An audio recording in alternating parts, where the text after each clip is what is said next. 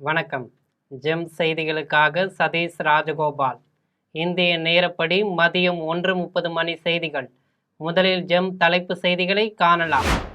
மறைந்த முதல் பெண் மருத்துவர் முத்துலட்சுமி ரெட்டியின் பிறந்த நாள். குழந்தை திருமண தடை சட்டத்துக்கு வித்திட்ட சமூக போராளி மருத்துவர் முத்துலட்சுமி ரெட்டி என முதலமைச்சர் விஜய் புகழாரம். கடந்த திமுக ஆட்சியில் மத்திய அரசிற்கு மாற்றப்பட்ட மருத்துவ இடங்கள். சுகாதாரத்துறை அமைச்சர் அருண்ராஜ் குற்றச்சாட்டு. இந்து சமய நிலையத்துறை தரம் உயர்த்தப்படும். இந்து சமய நிலையத்துறை அமைச்சர் ரமேஷ் அறிவிப்பு. காவிரி நீர் உரிமையை நிலைநாட்ட வலியுறுத்தி தஞ்சையில் வருகின்ற 3ஆம் தேதி திமுக சார்பில் கண்டன ஆர்ப்பாட்டம். திமுக தலைவர் மு.க. ஸ்டாலின் அறிவிப்பு. திமுகவிலிருந்து விலகி தாவேகாவில் இணைய உள்ளதாக பரவி வரும் தகவலுக்கு மறுப்பு தெரிவித்தார் ஓ. பன்னீர்செல்வம். டாஸ்மாக் நிறுவனத்தில் நடைபெற்ற முறைகேடு வழக்கு. திமுக முன்னாள் அமைச்சர் செந்தில் பாலாஜி தாக்கல் செய்த முன்ஜாமீன் மனுவை சென்னை உயர்நீதிமன்றம் தள்ளுபடி செய்து உத்தரவு. ஈரான் மீது மீண்டும் முழுவீச்சில் அமெரிக்கா தாக்குதல். ஜோர்டான் சம்பவத்துக்கு அமெரிக்கா பதிலடி. இனி விரிவான செய்திகளை காணலாம். அவ்வை இல்லம், அடையாறு புற்றுநோய் நிலையம் போன்ற மகத்தான நிறுவனங்களை உருவாக்கியதோடு குழந்தை திருமண தடை சட்டத்துக்கு வித்திட்ட சமூக போராளி மருத்துவர் முத்துலட்சுமி ரெட்டி என்று முதலமைச்சர் விஜய் புகழாரம் சூட்டியுள்ளார். தமிழக முதலமைச்சர் விஜய் தனது சமூக வலைதள பக்கத்தில் மறைந்த மருத்துவர் முத்துலட்சுமி ரெட்டியின் பிறந்தநாளை முன்னிட்டு பதிவிட்டு உள்ளார்.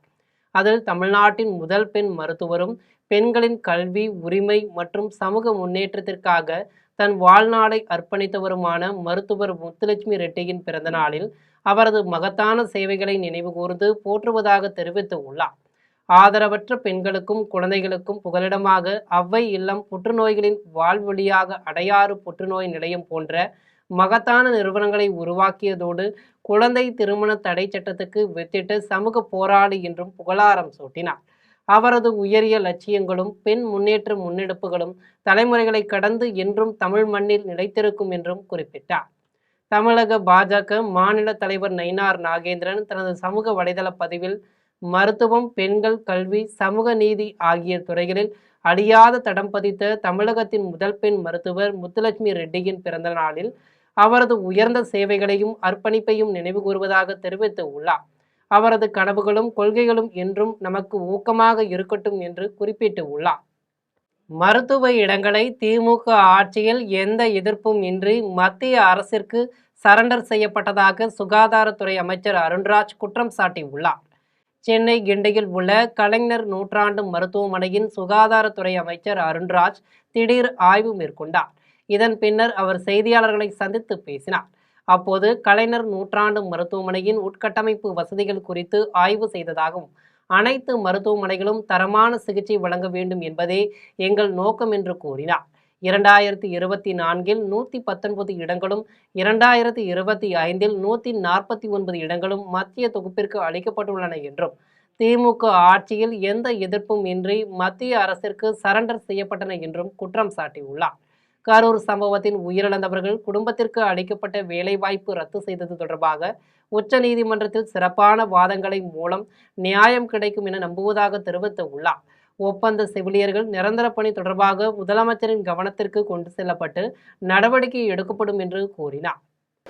கலைஞர் சூப்பர் ஸ்பெஷாலிட்டி ஹாஸ்பிட்டலில் நம்ம எம்எல்ஏவோட சைதாப்பேட்டை எம்எல்ஏ அவர்களுடன் நம்ம ஆய்வு மேற்கொண்டோம். இங்கே இருக்கிற ஃபெசிலிட்டிஸ்லாம் பார்வையிட்டோம். பொதுமக்கள்கிட்டையும் நம்ம பேசினோம். இங்கே சில குறைகளும் சொன்னாங்க. அது கூடிய விரைவில் நம்ம அது சரி செஞ்சு கொடுப்போம். அப்புறம் முக்கியமாக நேற்றைய தினம் பார்த்திங்கன்னா நம்ம சுப்ரீம் கோர்ட்டில் சூப்பர் ஸ்பெஷாலிட்டி சம்பந்தமாக ஒரு தீர்ப்பு வந்தது. அதை பற்றி முன்னாள் முதல்வர் அவர்கள் கூட ஒரு அறிக்கை வெளியிட்டிருந்தார். அதை நான் என்னோடய பதில் அறிக்கையாக நான் என்னோடய ட்விட்டர் அக்கௌண்ட்டில் நான் பதிவு செஞ்சுருந்தேன். இன்னொரு முறை நீங்கள் மக்களுக்காக நான் தெளிவுபடுத்த விரும்புகிறேன். பார்த்திங்கன்னா அந்த ஒரு முன்னாள் முதல்வர் அறிக்கையில் பார்த்திங்கன்னா ஏதோ முதல் முறையாக இது மாதிரி தமிழ்நாட்டில் இருந்து ஒரு சூப்பர் ஸ்பெஷாலிட்டி உயர் சிறப்பு மருத்துவ இடங்களெல்லாம் ஒன்றிய தொகுப்புக்கு வழங்கப்பட்டது போல் அவர் இந்து சமய நிலையத்துறை தரம் உயர்த்தப்படும் என இந்து சமய நிலையத்துறை அமைச்சர் ரமேஷ் தெரிவித்து உள்ளார். சென்னை நுங்கம்பாக்கத்தில் இந்து சமய நிலையத்துறை அமைச்சர் ரமேஷ் செய்தியாளர்களை சந்தித்து பேசினார். அப்போது இந்து சமய நிலையத்துறை தரம் உயர்த்தப்படும் என்று கூறினார். வெளிப்படையான தன்மையில் டெண்டர் வெளியிடப்படும் என்றும் அனைத்து தரப்பினரும் உபயோகித்துக் கொள்ளும் வகையில் இருக்கும் என்றும் தெரிவித்தார். இணையதளம் மூலம் ஏலம் எடுக்கப்படும் என்று கூறினார். அடிப்படை விலையில் டெண்டர் அறிவிக்கப்படும் என்று தெரிவித்தார். டெண்டர் முறையை 2-3 பேருக்கு கொடுக்கும் வகையில் வழிவகை செய்யப்படும் என்று கூறினார். ஸோ நிறைய கான்ட்ராக்ட்ஸ் லைக் வந்து பார்த்திங்கன்னா பிரசாதம் ஸ்டால்ஸு கொடுக்கறது, அதே போல் வந்து பூ பழங்கள் விற்பனை செய்யக்கூடிய கான்ட்ராக்ட்ஸாக இருக்கட்டும், பார்க்கிங் கான்ட்ராக்ட்ஸாக இருக்கட்டும், கோயில்களில் வந்து அந்த முடி எடுக்கக்கூடிய அந்த கொள்முதல் செய்யக்கூடிய கான்ட்ராக்ட்ஸாக இருக்கட்டும், அதே போல் கோயில்களுக்கு வந்து இந்த வரக்கூடிய அந்த ஆடு மாடு கோழிகளுக்கான அந்த விஷயங்கள் அந்த கான்ட்ராக்டாக இருக்கட்டும், இது ஒவ்வொரு இடத்துலையுமே இருக்கக்கூடிய சின்ன சின்ன லீக்கேஜஸ் என்னென்ன இருக்குது அப்படின்றத அரெஸ்ட் பண்ணுறதுக்காகவும் டிரான்ஸ்பரண்ட்டாக அது நடக்கணும். இன்னும் வந்து ஒரே ஒரு கான்ட்ராக்டரே வந்து தொடர்ந்து பல வருடங்களாக ஏலம் எடுப்பது போன்ற விஷயங்கள் எல்லாம் வந்து மாற்றி அனைவருக்கும் வாய்ப்பு கிடைக்க வேண்டும். ஸோ புதிதாக வருபவர்களுக்கும் வாய்ப்பு கிடைக்கணும். ஒன்லி பெரிய பெரிய பெருமுதலாளிகளுக்கு மட்டுமே வாய்ப்பு கிடைக்காம அனைவருக்கும் வாய்ப்பு கிடைக்கணும் அப்படின்ற முறையில் நிறைய இந்த டெண்டர் கைட்லைன்ஸில் நம்ம மாற்றங்கள் கொண்டு வந்திருக்கிறோம். அந்த குவாலிட்டி என்ஷூர் பண்ணுறதுக்காகவும் நம்ம அந்த மாற்றங்கள் கொண்டு வந்திருக்கோம். விவசாயிகளுக்கு சிறப்பு நிவாரண தொகுப்பை அறிவிக்க வலியுறுத்தி சட்டமன்ற எதிர்க்கட்சி தலைவர் உதயநிதி தலைமையில் வருகின்ற 3ஆம் தேதி தஞ்சையில் கண்டன ஆர்ப்பாட்டம் நடைபெற உள்ளதாக திமுக தலைவர் மு.க.ஸ்டாலின் தெரிவித்துள்ளார். திமுக தலைவர் மு.க.ஸ்டாலின் தனது சமூக வலைதள பக்கத்தில் பதிவு ஒன்றை வெளியிட்டுள்ளார். அதில் பயிர்க்கடன் தள்ளுபடியில் ஏமாற்றம், மேகதாது அணை விவகாரத்தில் மெத்தன போக்கு என விவசாயிகளை எல்லா வகையிலும் தாவேக அரசு வஞ்சித்து வேதனையில் தள்ளியிருப்பதாக குற்றம் சாட்டியுள்ளார். தமிழ்நாட்டின் காவிரி நீர் உரிமையை நிலைநாட்ட உறுதியான நடவடிக்கைகளை எடுக்கவும், டெல்டா விவசாயிகளுக்கு சிறப்பு நிவாரண தொகுப்பை அறிவிக்கவும் வலியுறுத்தி சட்டமன்ற எதிர்க்கட்சி தலைவர் உதயநிதி தலைமையில் வருகின்ற 3ஆம் தேதி தஞ்சையில் மாபெரும் கண்டன ஆர்ப்பாட்டம் நடைபெற உள்ளதாக தெரிவித்துள்ளார். விவசாயிகளின் குரலுக்கு தூங்கு மூஞ்சி தாவேக அரசு செவிசாய்க்க மறுத்தால் மேலும் பெரிய அளவிலான போராட்டங்களை சந்திக்க நேரிடும் என எச்சரித்துள்ளார். திமுகவிலிருந்து விலகி தாவேகாவில் இணைய உள்ளதாக பரவி வரும் தகவலுக்கு ஓ. பன்னீர்செல்வம் மறுப்பு தெரிவித்துள்ளார். தமிழக முன்னாள் முதலமைச்சரும் முன்னாள் அதிமுக ஒருங்கிணைப்பாளருமான பன்னீர்செல்வம் எடப்பாடி பழனிசாமியுடன் ஏற்பட்ட மோதலால் கட்சியை விட்டு வெளியேற்றப்பட்டார். அவர் அதிமுகவை விட்டு வெளியேறிய நிலையில் செங்கோட்டையின் வழியில் அவரும் தாவேகாவில் சென்று இணைவார் என்று பரபரப்பாக பேசப்பட்டது. ஆனால் சட்டசபை தேர்தலுக்கு முன் தமிழகத்தில் ஆளுங்கட்சியாக இருந்த திமுக ஓ. பன்னீர்செல்வத்தை தங்கள் பக்கம் இழுத்தது. தொடர்ந்து சட்டசபை தேர்தலில் யாரும் எதிர்பார்க்காத வகையில் தாவேக ஆட்சி அமைந்ததால் திமுக எதிர்க்கட்சி வரிசையில் அமர வேண்டியதாகிவிட்டது. மேலும் திமுகவில் கடந்த பிப்ரவரி மாதமே ஓ. பன்னீர்செல்வம் இணைந்த நிலையில் இதுவரை அவருக்கு எந்த பதவியும் வழங்கப்படவில்லை. இந்நிலையில் தற்போதுள்ள தமிழக அரசியல் சூழ்நிலையில் தாவேகாவில் சென்று இணைவதே சிறப்பு என்று ரவீந்திரநாத் தனது தந்தை ஓ. பன்னீர்செல்வத்திடம் கூறியதாக தகவல் வெளியாகியுள்ளது. இதுகுறித்து ஓ. பன்னீர்செல்வம் பேசிய போது இதனை மறுத்து இது தவறான தகவல் என்று தெரிவித்துள்ளார். டாஸ்மாக் நிறுவனத்தில் நடைபெற்ற முறைகேடு தொடர்பான வழக்கில் திமுக முன்னாள் அமைச்சர் செந்தில் பாலாஜி தாக்கல் செய்த முன்ஜாமீன் மனுவை சென்னை உயர்நீதிமன்றம் தள்ளுபடி செய்து உத்தரவிட்டுள்ளது. டாஸ்மாக் நிறுவனத்தில் நடைபெற்ற பல கோடி ரூபாய் முறைகேடு தொடர்பான வழக்கில் திமுக முன்னாள் அமைச்சர் செந்தில் பாலாஜி முன்ஜாமீன் கோரி மனு தாக்கல் செய்தார். இந்த மனுவை விசாரித்த சென்னை உயர்நீதிமன்றம் நீதிபதி இளந்திரையன் மனுவை தள்ளுபடி செய்து தீர்ப்பளித்தார். விசாரணையின் போது டாஸ்மாக் நிறுவனத்தில் பெரும் முறைகேடு நடந்திருப்பதாகவும் அதன் மூலம் அரசு கருவூலத்திற்கு பலத்த நிதி இழப்பு ஏற்பட்டிருப்பதற்கும் போதிய ஆதாரங்கள் சமர்ப்பிக்கப்பட்டு உள்ளன. மேலும் குற்றம் சாட்டப்பட்டவர் தனது அதிகாரத்தை துஷ்பிரயோகம் செய்ததற்கான ஆரம்பகட்ட முகாந்திரங்களும் தெளிவாக உள்ளன. இந்நிலையில் எதன் அடிப்படையில் முன்ஜாமீன் கோருகிறீர்கள் என நீதிபதி கேள்வி எழுப்பினார். வழக்கின் முதல் தகவல் அறிக்கை சென்னை முதன்மை அமர்வு நீதிமன்றத்தில் தாக்கல் செய்யப்பட்டுள்ள நிலையில் முன்ஜாமீன் மனு தள்ளுபடி செய்யப்பட்டு உள்ளது. இதனால் அவர் எந்நேரமும் லஞ்ச ஒழிப்புத்துறை அதிகாரிகளால் கைது செய்யப்படலாம் என்ற பரபரப்பான சூழல் உருவாகியுள்ளது. ஈரான் மீது அமெரிக்க இராணுவம் வான்வழி தாக்குதல்களை மீண்டும் நடத்தியுள்ளது. ஜோர்டானில் உள்ள அமெரிக்க படைத்தளம் மீது ஈரான் இராணுவம் ஏவுகணை தாக்குதல் நடத்தியது. இதற்கு பதிலடியாக அமெரிக்கா ஈரானில் தாக்குதல் நடத்தியுள்ளது. இந்த தாக்குதல் ஈரானின் முக்கிய இலக்குகள் மீது நடத்தப்பட்டதாக அமெரிக்க மத்திய கட்டளையகமான சென்காம் அறிவித்து உள்ளது. இது தொடர்பாக ஈரான் ஊடகங்கள் வெளியிட்டுள்ள செய்தியில், அமெரிக்க தாக்குதல் தொடங்கிய சிறிது நேரத்திலேயே ஈரானின் தெற்கு பகுதி ஹார்முஸ் ஜலசந்தியில் உள்ள கெஷம் தீவில் 3 சக்தி வாய்ந்த குண்டுவெடிப்புகள் நிகழ்ந்ததாகவும், குடியிருப்பு பகுதி மீது ஏவுகணைகள் தாக்கியதாகவும் தெரிவித்து உள்ளது. மேலும் இந்த தாக்குதல்களால் ஏற்பட்ட சேதம் குறித்த விவரங்கள் வெளியாகவில்லை என்று கூறியுள்ளது. ஆட்சி பொறுப்பேற்று 60 நாட்களில் பொதுமக்களின் 20 வருட கால எதிர்பார்ப்பை பூர்த்தி செய்துள்ளதாக மனிதவள மேம்பாட்டுத்துறை அமைச்சர் சரத்குமார் தெரிவித்துள்ளார். செங்கல்பட்டு மாவட்டம் நெய்க்குப்பி ஊராட்சியில் மின் இணைப்பு வழங்கும் விழா செங்கல்பட்டு மாவட்ட ஆட்சியர் வீரப்பன் தலைமையில் நடைபெற்றது.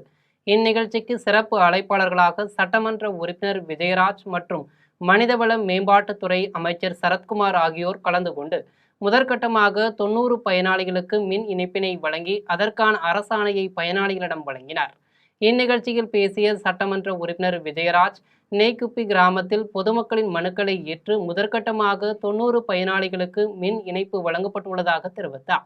இதனைத் தொடர்ந்து மனிதவள மேம்பாட்டுத்துறை அமைச்சர் சரத்குமார் பேசிய போது, ஆட்சி பொறுப்பேற்று 60 நாட்களில் பொதுமக்களின் 20 வருட கால எதிர்பார்ப்பை பூர்த்தி செய்துள்ளதாக கூறினார். இருளில் இருந்த தங்களை வெளிச்சத்திற்கு கொண்டு வந்த திருப்போரூர் சட்டமன்ற உறுப்பினருக்கும் அமைச்சருக்கும் பொதுமக்கள் நன்றி தெரிவித்தனர். இந்நிகழ்ச்சியில் துறை சார்ந்த அரசு உயர் அதிகாரிகள் மற்றும் பொதுமக்கள் ஏராளமானோர் கலந்து கொண்டனர். நேரத்துலையும் எங்களுக்கு எந்த ஒரு நிவாரணமும் கிடைக்கல அப்படின்ற பட்சத்தில் அவங்ககிட்ட நான் ஒரு உத்தரவாதம் சொல்லியிருந்தேன். என்னென்னா, நான் ஃபஸ்ட்டு போயிட்டு வருவாய்த்துறையில் கணக்குகளில் உங்களுடைய நிலம், நீங்கள் ஆக்கிரமிப்பாளர்களாக இருக்கீங்க, அந்த ஆக்கிரமிப்பாளர்கள் எந்த வகைப்பாட்டில் அந்த நிலம் இருக்குன்றதை பொறுத்து கண்டிப்பாக நான் உங்களுக்கான நிவாரணத்தை கூடிய சீக்கிரத்தில் வழங்குறேன் அப்படின்னு சொல்லி அவங்களுக்கு ஒரு உத்தரவாதத்தை அளிச்சிருந்த நிலையில், தாவேக அரசு 717 டாஸ்மாக் கடைகளை அகற்றிய பின் அதில் பணியாற்றிய ஊழியர்களுக்கு மாற்று பணிகள் இன்னும் வழங்கப்படவில்லை என்று விடுதலை சிறுத்தைகள் கட்சியின் பொருளாளர் பாலாஜி தெரிவித்துள்ளார்.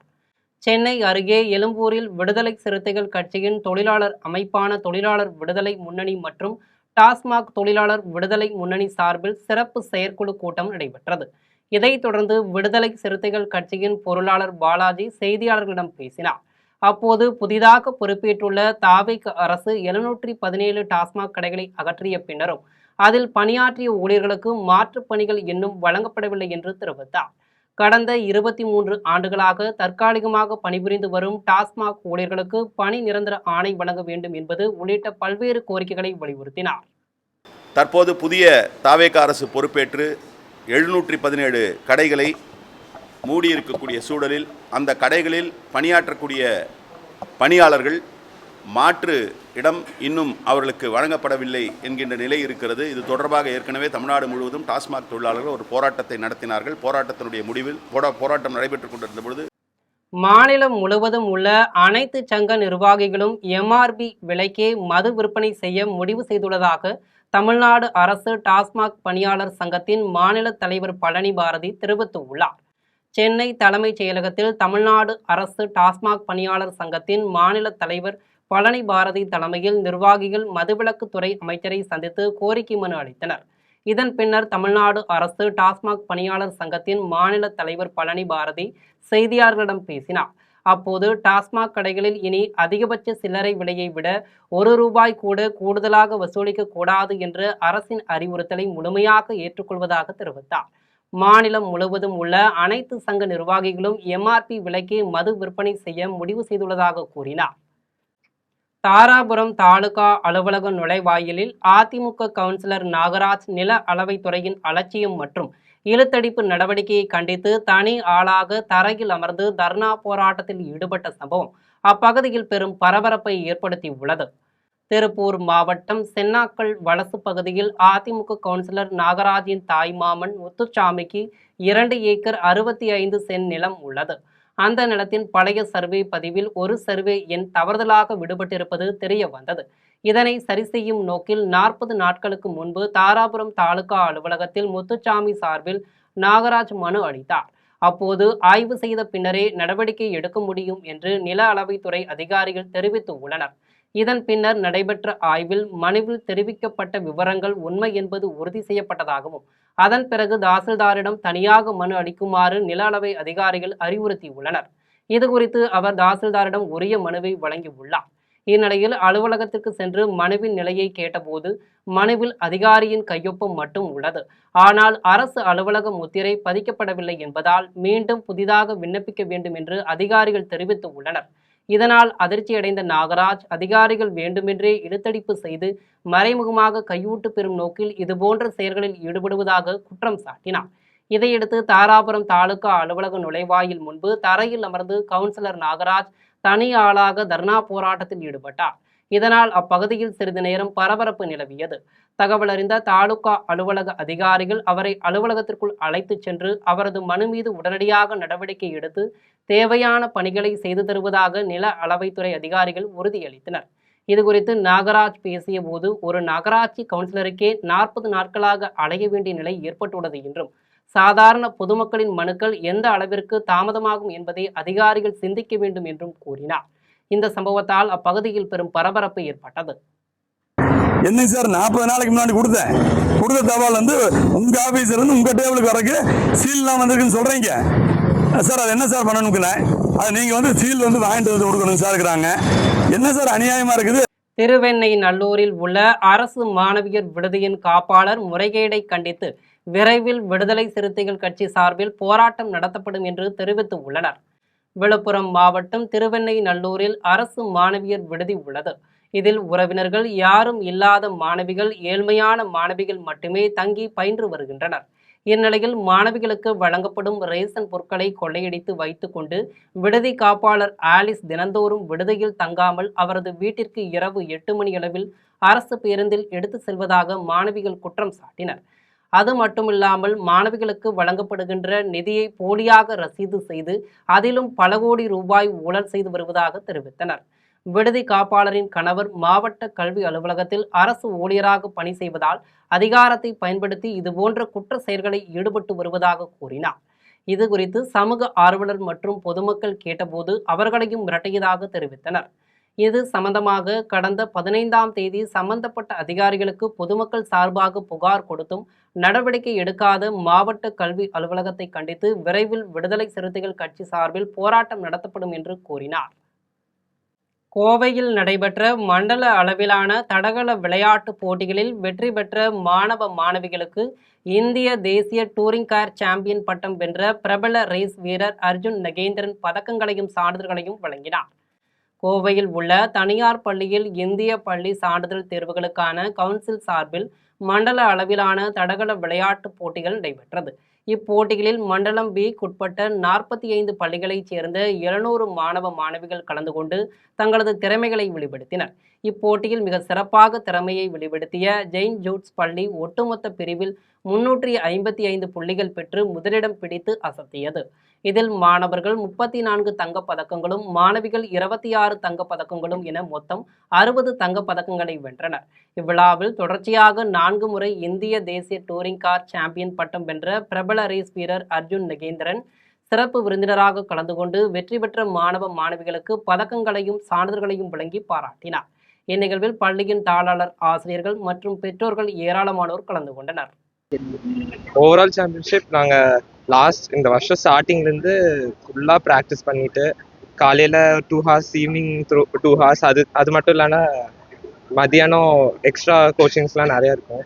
கோச்சஸ் எல்லாருமே சப்போர்ட் பண்ணாங்க. அப்புறம் எங்கள் ஸ்கூல் ரொம்ப சப்போர்ட் பண்ணுச்சு. மேம்க்கு தேங்க்யூ சொல்லுவேன். எங்கள் ஸ்கூல் என்ன தான் ஸ்போர்ட்ஸ் கான்சன்ட்ரேட் பண்ணாலும் ஸ்டடீஸும் கடைசியாக பேலன்ஸ் பண்ணிடுவாங்க.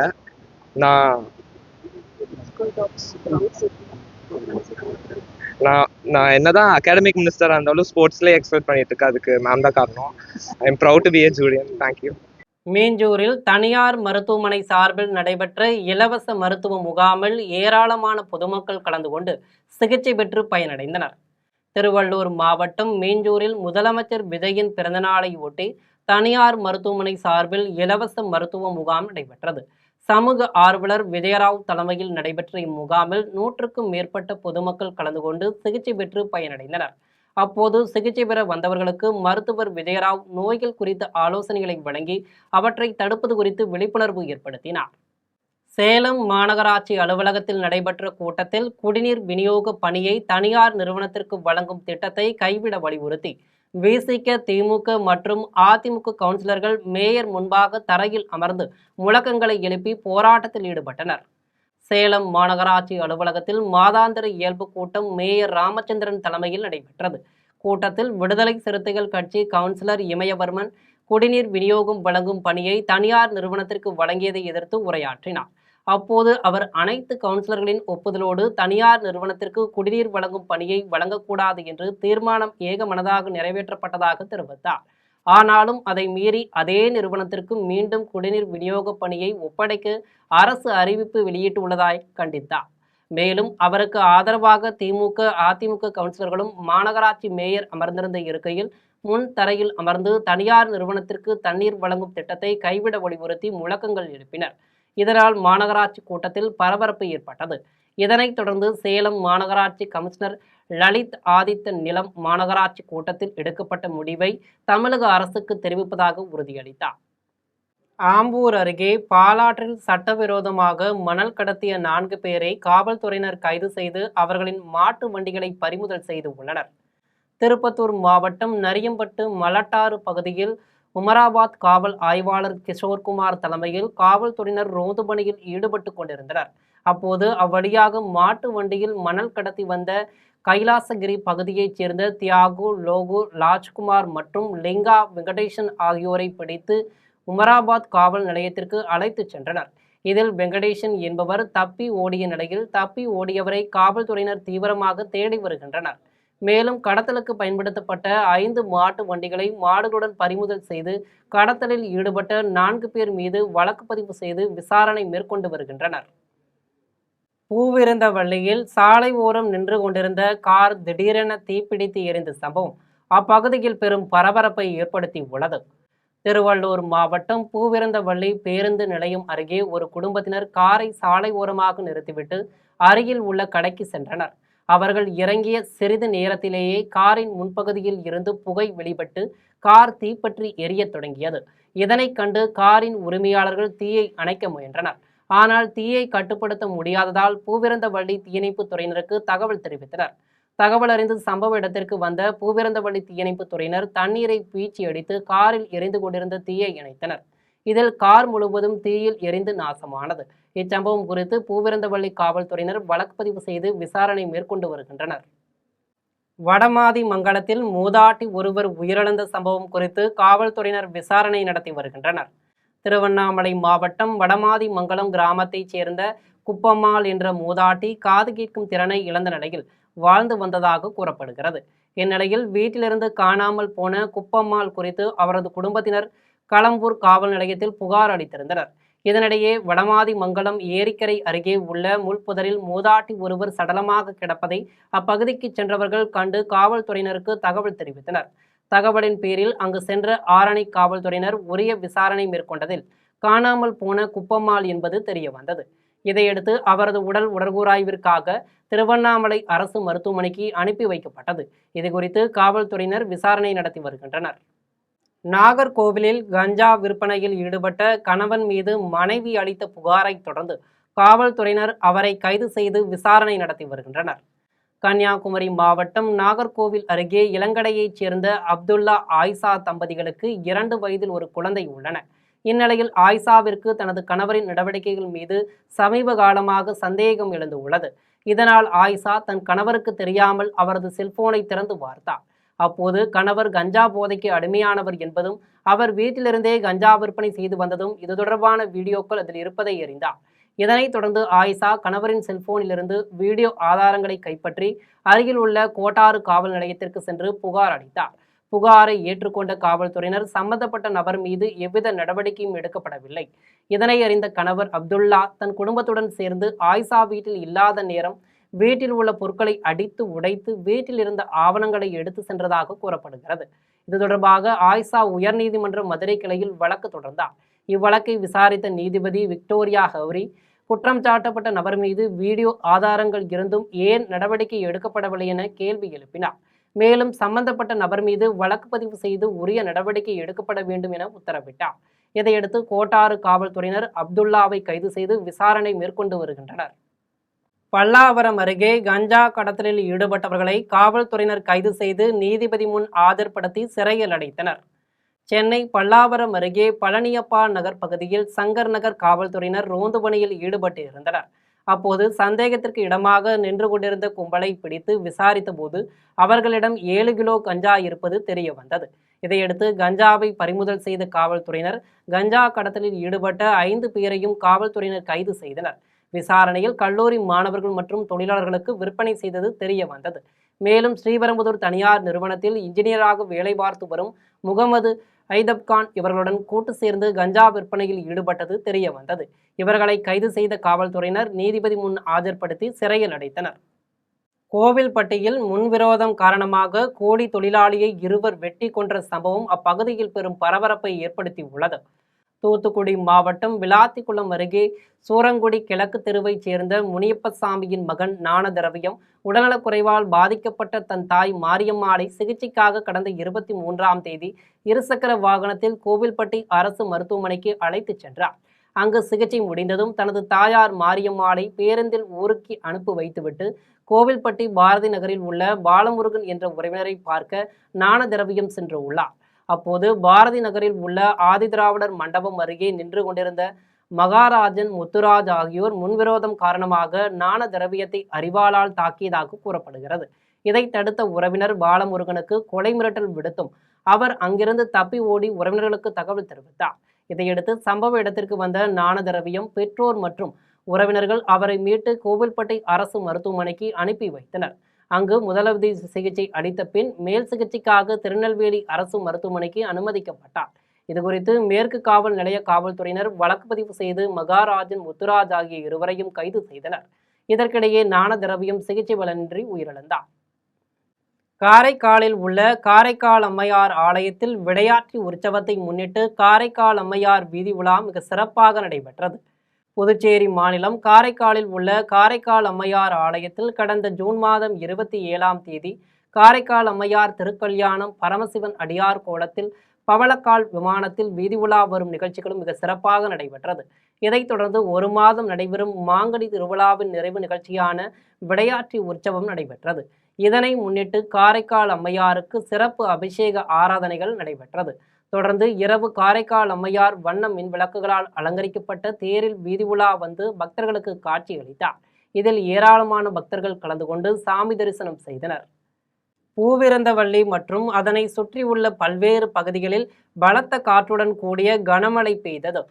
திருவள்ளூர் மாவட்டம் பூவிருந்தவள்ளி மற்றும் அதனை சுற்றியுள்ள பல்வேறு பகுதிகளில் கடந்த சில நாட்களாக வெயிலின் தாக்கம் அதிகமாக காணப்பட்டது. இந்நிலையில் பூவிருந்தவள்ளி, மாங்காடு, குன்றத்தூர், திருவேற்காடு, நசரத்பேட்டை உள்ளிட்ட பல பகுதிகளில் திடீரென பலத்த காற்றுடன் கூடிய கனமழை அரை மணி நேரத்திற்கு மேலாக பெய்தது. இதன் காரணமாக வெப்பம் தணிந்து குளிர்ச்சியான சூழல் நிலவியது. இதனால் விவசாயிகளும் பொதுமக்களும் மகிழ்ச்சியடைந்தனர்.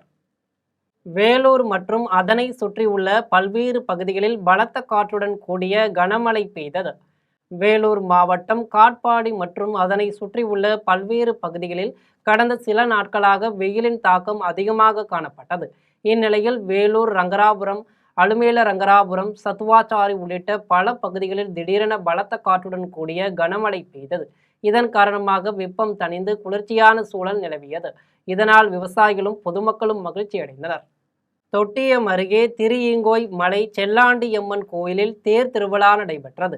திருச்சி மாவட்டம் தொட்டியம் அருகே திருஈங்கோய் மலை செல்லாண்டியம்மன் கோயில் தேர் திருவிழா காப்பு கட்டுதல், தேர்தலை அலங்காரத்துடன் தொடங்கியது. அதனைத் தொடர்ந்து ஓலைப்பிடாரியம்மன் திருத்தேரில் எழுந்தருளி ஊர் சுற்றி வருதல் நிகழ்ச்சி நடைபெற்றது. முத்தம்பட்டி வந்த திருத்தேர் மாரியம்மன் கோயிலில் சிறப்பு பூஜை பெற்றது. அப்போது பக்தர்கள் செல்லாண்டி அம்மனுக்கு தேங்காய், பழம், மாவிளக்கு படைத்தும் பொங்கல் வைத்தும் சுவாமியை வழிபட்டனர். திருத்தேரை பக்தர்கள் தலையிலும் தோளிலும் சுமந்து கொண்டு வீதி வழி வந்தனர். இந்நிகழ்வில் ஏராளமான பொதுமக்கள் கலந்து கொண்டனர். தாராபுரம் அருகே திருமணமாகி 7 ஆண்டுகளான நிலையில் மனைவி மர்மமான முறையில் தூக்கிட்டு உயிரிழந்த சம்பவம் அப்பகுதியில் பெரும் சோகத்தையும் பரபரப்பையும் ஏற்படுத்தி உள்ளது. திருப்பூர் மாவட்டம் தாராபுரம் அருகே காளியப்ப கவுண்டன்புதூரைச் சேர்ந்த விவசாயி கந்தசாமி, ரஞ்சிதா தம்பதியர்களுக்கு மகிழமுதன் என்ற ஆண் குழந்தை உள்ளது. இந்நிலையில் கணவன் மனைவி இருவருக்கும் இடையே இரவு ஏற்பட்ட தகராறில் ரஞ்சிதா தனது அறைக்கு கோபமாக சென்று உள்ளார். அதிகாலை 4 மணி அளவில் அறைக்குள் சென்று பார்த்த கந்தசாமி ரஞ்சிதா தூக்கில் தொங்கிய நிலையில் இருப்பதைக் கண்டு அதிர்ச்சியடைந்துள்ளதாக கூறப்படுகிறது. தொடர்ந்து அக்கம் பக்கத்தினரின் உதவியுடன் ரஞ்சிதாவை மீட்டு தாராபுரம் அரசு மருத்துவமனைக்கு கொண்டு சென்றனர். அங்கு பரிசோதனை செய்த மருத்துவர்கள் அவர் ஏற்கனவே பல மணி நேரத்திற்கு முன்பே உயிரிழந்து விட்டதாக தெரிவித்தனர். தகவல் அறிந்து ரஞ்சிதாவின் தாயார் வள்ளிநாயகி, சகோதரி பூர்ணிமா, பிரியா உள்ளிட்ட 50க்கும் மேற்பட்ட உறவினர்கள் அரசு மருத்துவமனையில் திரண்டனர். இதனையடுத்து சம்பவ இடத்திற்கு சென்ற தாராபுரம் காவல்துறையினர் வீட்டில் இருந்த சிசிடிவி கேமரா வீடியோ பதிவுகளை கைப்பற்றி விசாரணைக்காக காவல் நிலையத்திற்கு எடுத்து சென்றனர்.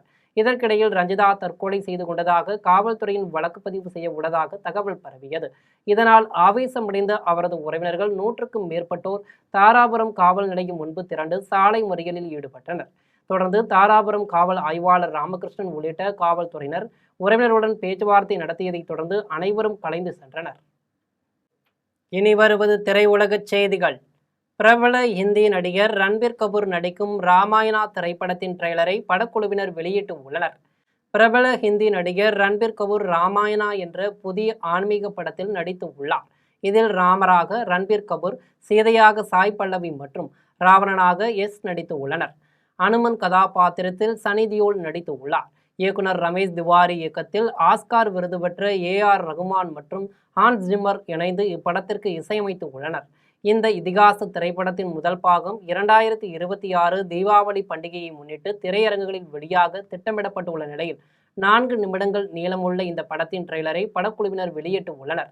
நீண்ட நாள் கழித்து இதிகாச திரைப்படம் வெளியாக உள்ள நிலையில் ஆன்மீகத்தை விரும்பும் ரசிகர்களிடையே இப்படத்தின் மீதான எதிர்பார்ப்பு அதிகரித்து உள்ளது. இனி வருவது விளையாட்டுச் செய்திகள்.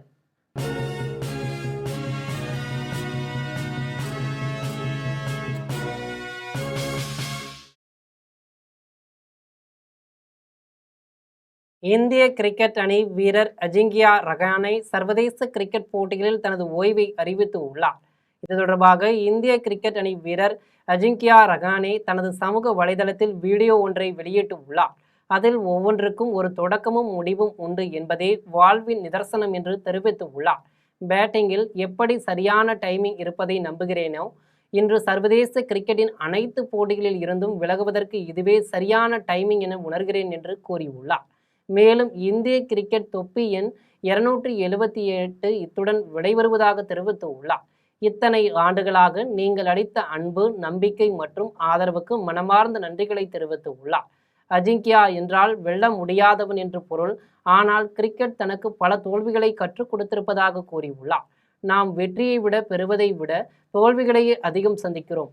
இருப்பினும் ரசிகர்களின் இதயங்களில் நான் ஒருபோதும் தோற்றதில்லை என உருக்கமாக தெரிவித்து உள்ளார். இனி வருவது தங்கம், வெள்ளி மற்றும் பங்குச்சந்தை விலை நிலவரம்.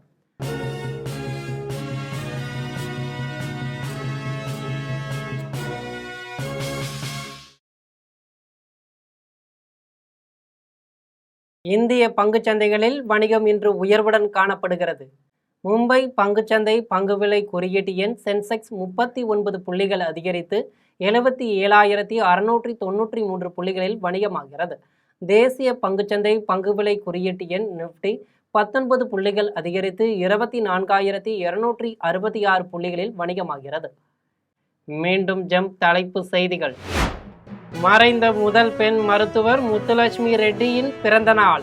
குழந்தை திருமண தடை சட்டத்துக்கு வித்திட்ட சமூக போராளி மருத்துவர் முத்துலட்சுமி ரெட்டி என முதலமைச்சர் விஜய் புகழாரம். கடந்த திமுக ஆட்சியில் மத்திய அரசிற்கு மாற்றப்பட்ட மருத்துவ இடங்கள். சுகாதாரத்துறை அமைச்சர் அருண்ராஜ் குற்றச்சாட்டு. இந்து சமய நிலையத்துறை தரம் உயர்த்தப்படும். இந்து சமய நிலையத்துறை அமைச்சர் ரமேஷ் அறிவிப்பு. காவிரி நீர் உரிமையை நிலைநாட்ட வலியுறுத்தி தஞ்சையில் வருகின்ற 3ஆம் தேதி திமுக சார்பில் கண்டன ஆர்ப்பாட்டம். திமுக தலைவர் மு.க. ஸ்டாலின் அறிவிப்பு. திமுகவிலிருந்து விலகி தாவேகாவில் இணைய உள்ளதாக பரவி வரும் தகவலுக்கு மறுப்பு தெரிவித்தார் ஓ. பன்னீர்செல்வம். டாஸ்மாக் நிறுவனத்தில் நடைபெற்ற முறைகேடு வழக்கு. திமுக முன்னாள் அமைச்சர் செந்தில் பாலாஜி தாக்கல் செய்த முன்ஜாமீன் மனுவை சென்னை உயர்நீதிமன்றம் தள்ளுபடி செய்து உத்தரவு. ஈரான் மீது மீண்டும் முழுவீச்சில் அமெரிக்கா தாக்குதல். ஜோர்டான் சம்பவத்துக்கு அமெரிக்கா பதிலடி. இத்துடன் ஜெம் செய்திகள் நிறைவடைகின்றன. மீண்டும் ஜெம் செய்திகள் மாலை 6 மணிக்கு. உடனுக்குடன் செய்திகளை காண GemLive.tv என்ற இணையதளத்தில் இணைந்திருங்கள். நன்றி, வணக்கம்.